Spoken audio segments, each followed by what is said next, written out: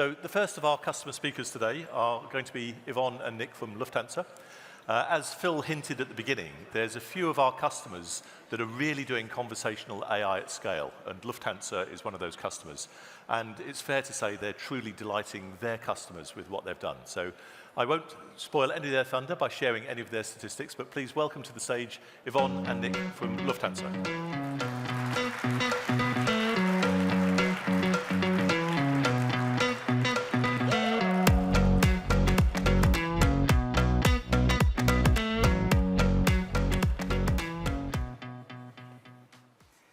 Good morning, everyone. Morning. My name is Nick. I'm the product manager for digital assistants at Lufthansa Group. With me is Yvonne today. Hello, I'm Yvonne. I'm product owner of one of the teams for the chat assistant at the Lufthansa Group. And today we would like to share our learnings about conversational AI at scale with you. First of all, please let us apologize on behalf of Lufthansa Group for the strikes. Sorry. Nonetheless, I think we provided you with a great opportunity to try out our bot and rebook your flights. And for all of the people that did, thank you very much for contributing to our business case, because every rebooking helps.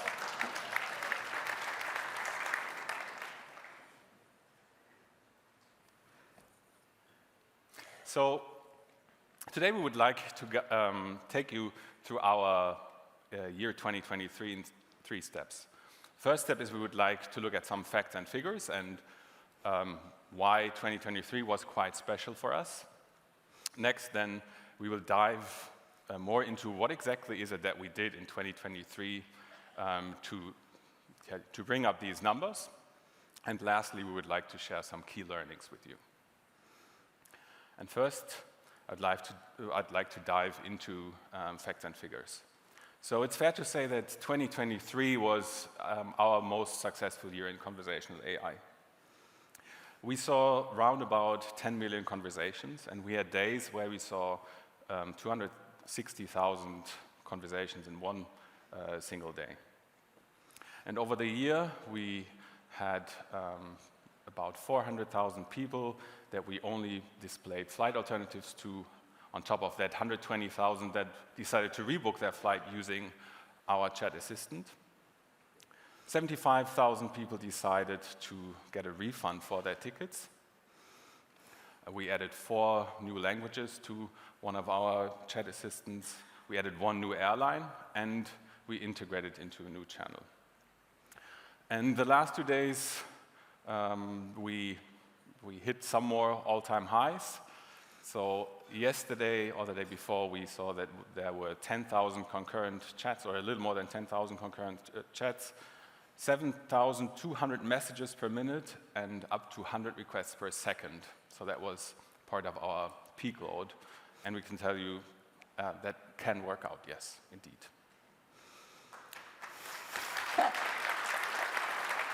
Thank you. So next, I would like to put a stronger focus on what were the development areas, what was our focus. So what actually happened under the hood? And here again, I would like to separate that into 3 parts. First of all, we spend a lot of our focus on how can we bring more users to our chat. Next, we wanted to see how can we improve the use cases that we already have, and how can we improve stability of the use cases and the platform as such. And lastly, there were certain developments that did not fall into those 2 buckets, but where we said, this is definitely going to improve the customer experience, though, and that is something that we should not neglect. But let me start with users. How did we get more users to our chat assistants? As I mentioned before, we added 1 more airline, so now our bot is live at Lufthansa, Swiss, Austrian Airlines, and Brussels Airlines. We by now integrated into all of our standard communication, and we also placed specific bot entry points throughout our website. So for instance, if you start a conversation with our bot on our refund pages, the welcome of the bot, the look and feel is slightly different to what you see on the help and contact page. All of the things behind are exactly the same. It's just the look and feel and basically the welcoming of the user that differs. But we also saw that there are still millions of people calling us and that we couldn't reach by chat yet. So we said that, well, we have to find a better way to integrate into our calls, into our call business. But for several different reasons, we were not able to start with voice bots yet. So we integrated into our IVRs, but in a, I would say, unconventional way. And I'm going to show you that in detail in a second. And the way we did it was basically just reusing existing features and patching them together in a different way. And this is what we call our smart IVR. So how does that work? Let me walk you through that. Obviously, customers are calling us. Once they're calling us, they reach our IVR. And there are the different options that they can go through in the IVR. If they're calling us for something that we have a self-service available, we make them aware of that self-service, and if they opt in, they will receive an SMS with a link guiding to that self-service.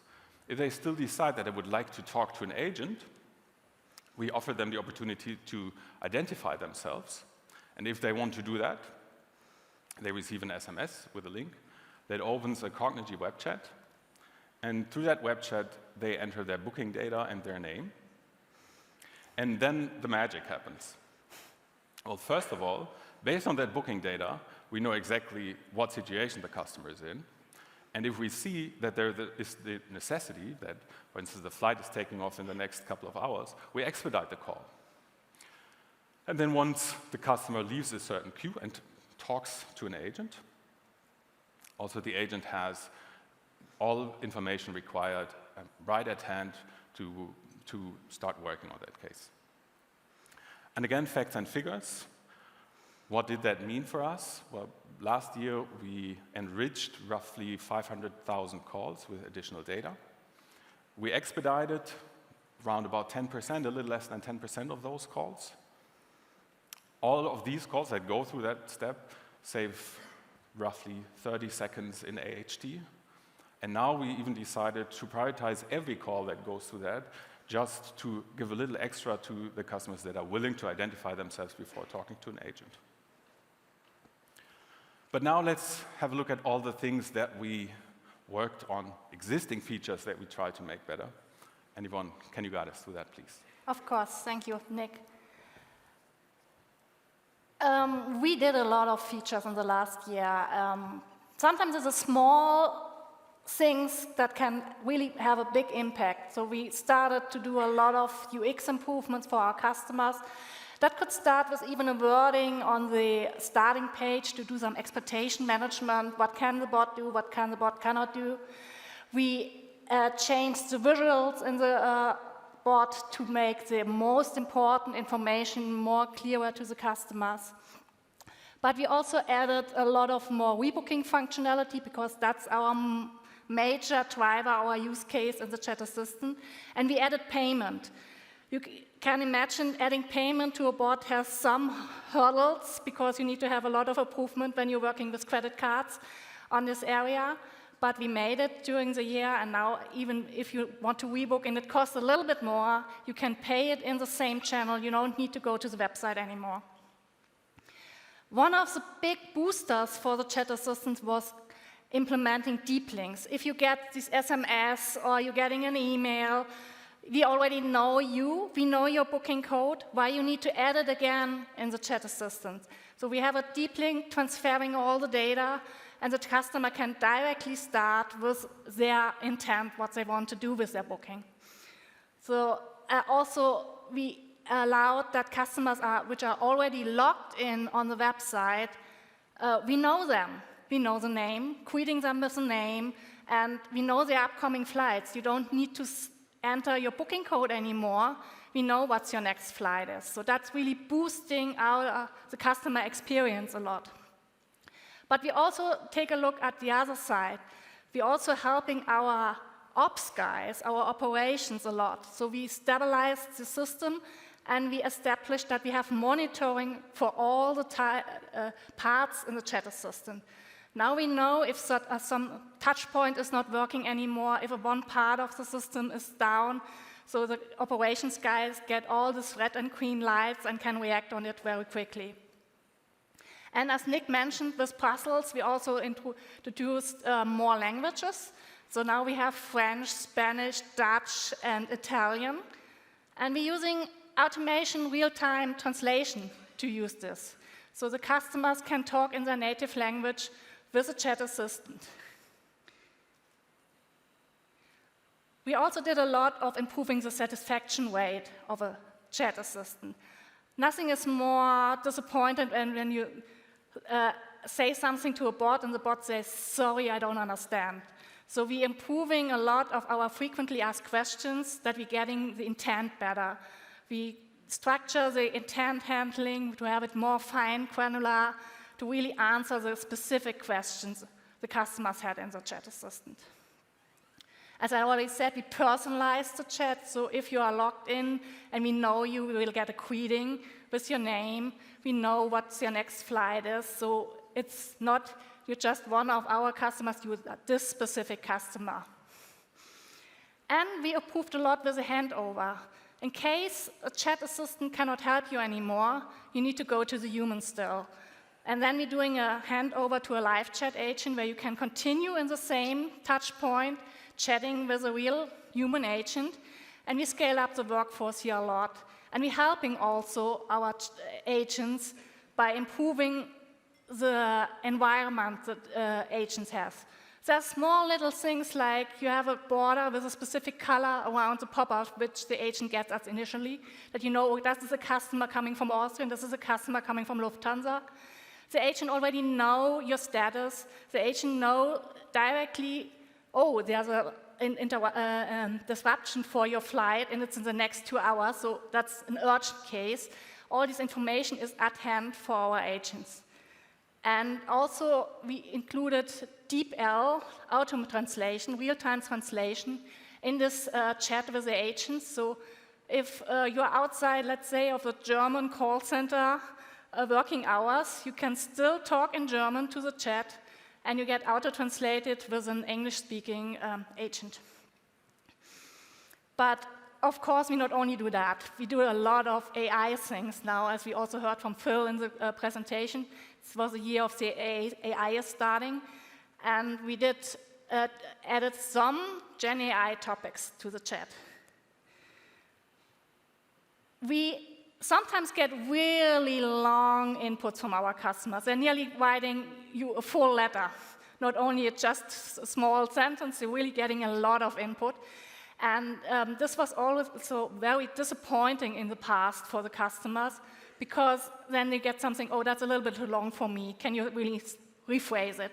But we're now using Gen AI to do a summary of this long input and then trying to get the intent out of it.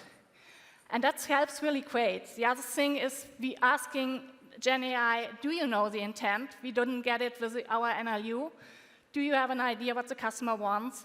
And both of these features together boost up the recognition very high. So we have more than 50% better accuracy in finding the intent of the customer when they ask something.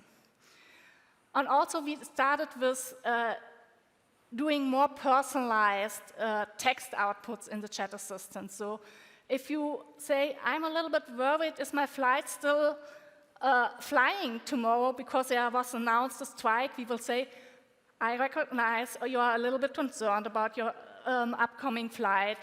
Can I get your booking code, not just give me your booking code? So it's more personalized. We're using the context of the customer to get a more humanized question in the chat. As a third topic in our talk, we want to talk about what we learned in the last year and the years before. And last year was really a year of growth with our chat assistant. We're growing in size of people, we're growing in the size of features, languages, airline, so a lot of growth. And this is growth, we had a lot of teething problems.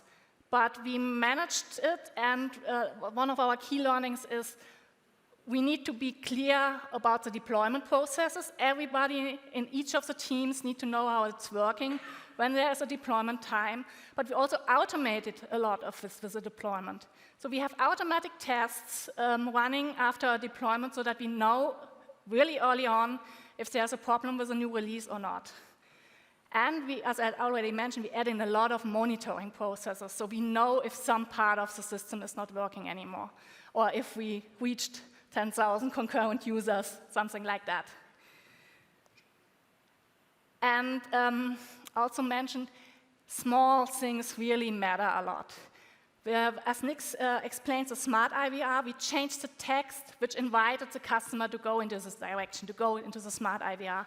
And with changing this text, we double the people who are willing to take this extra step to get enter their booking code and go prioritize in the smart IVR. So texts, really small text changes really matter here a lot. And also, these deep links was the booster. For the convenience for the customer, why do you ask me again and again about my booking code? Just know me and transfer the data. And going back to Nick. Thank you. So I would like to take a step back again and see what are the factors that you might want to look at if you have the plan to scale at conversational AI. And first of all, I would advise not to look at automation rate and containment rate, because from my perspective, and very boldly, they're bullshit. Automation rate can be achieved, well, rather easily. Just answer any input by, sorry, I don't understand. Well, then you automate 100% of your customer requests, but that's not happening at all. Also, containment rate is very easy to achieve 100% containment. Just never escalate to an agent.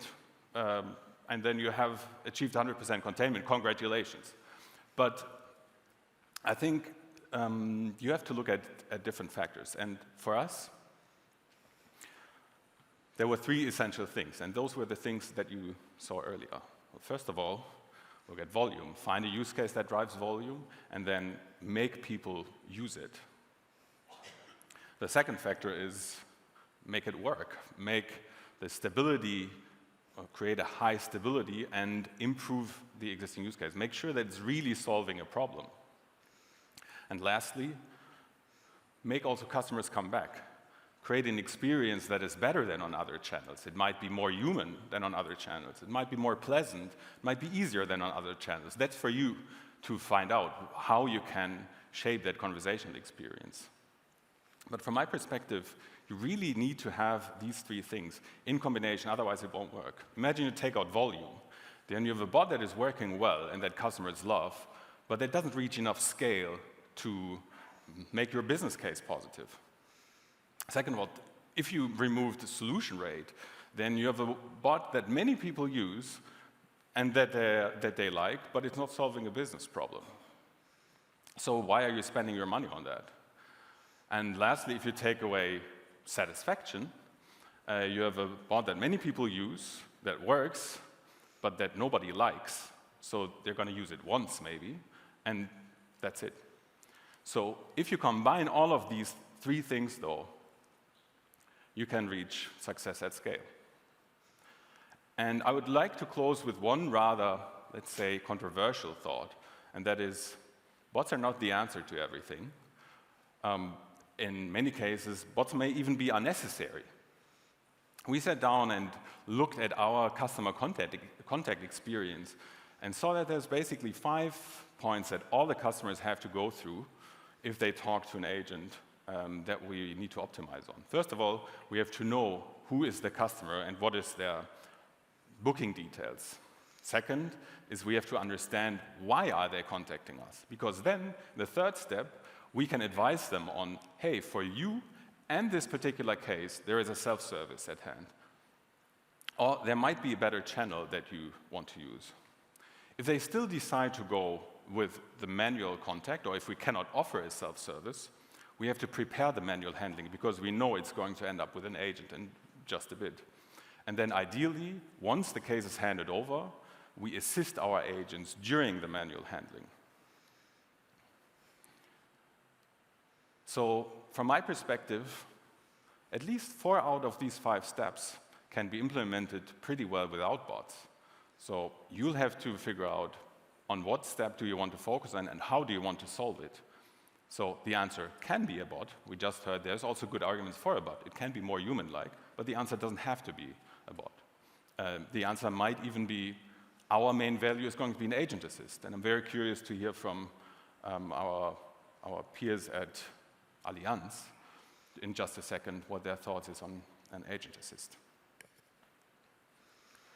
And also, if you just take it a step further and you see customers are calling, you just saw in our example, why not send them a link to an interface that they can use where they provide their booking details, and then why not let them select their call reason? In that way, they can skip those dreadful caller menus right away and end up in a queue because you know everything that you need to know, or you have everything that you need to know. So, last learning, it's not just about bots.